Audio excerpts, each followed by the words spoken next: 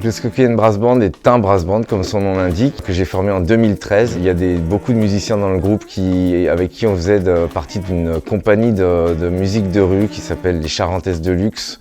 On a fait un premier voyage à la Nouvelle-Orléans en 2009. Et l'idée, moi, m'a tenu de créer un brass band inspiré de ce que j'avais découvert à la Nouvelle-Orléans. Et on est allé en 2015, assez rapidement après la création du groupe, suivre 2 semaines de formation, d'immersion intensive auprès des musiciens des brass bands de la Nouvelle-Orléans.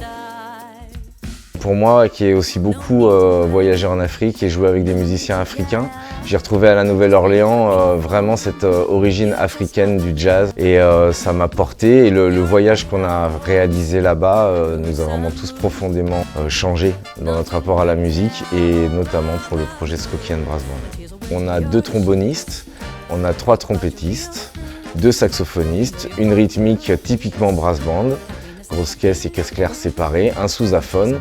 Et depuis quelques années, on travaille avec une chanteuse qui s'appelle Lisa Caldonietto et qui nous a accompagnés sur les 2 premiers albums du groupe.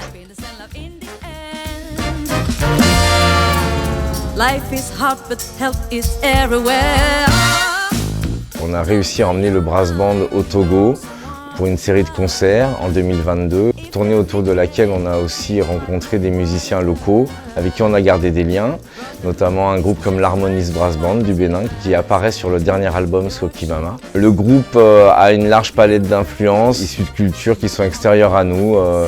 On a tenu à mettre à l'honneur ces cultures et ces musiques-là dans le projet Skokian. Les musiques dont on s'inspire avec le Skokian Brass Band ont une forte dimension physique, donc c'est le travail qu'on développe ces dernières années. On essaie d'aller dans quelque chose de plus physique, de plus corporel. On travaille pour ça avec une chorégraphe danseuse qui s'appelle Marie Houdin, qui est spécialiste des danses africaines, toutes les danses afro-américaines. C'est vraiment une passeuse de ces cultures-là.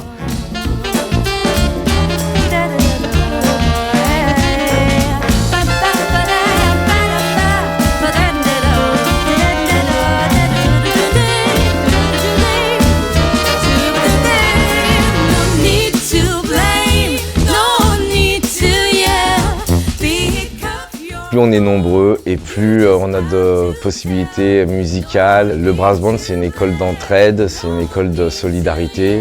C'est souvent, à la Nouvelle-Orléans d'ailleurs, quelque chose qui dépasse le cadre simplement de la musique.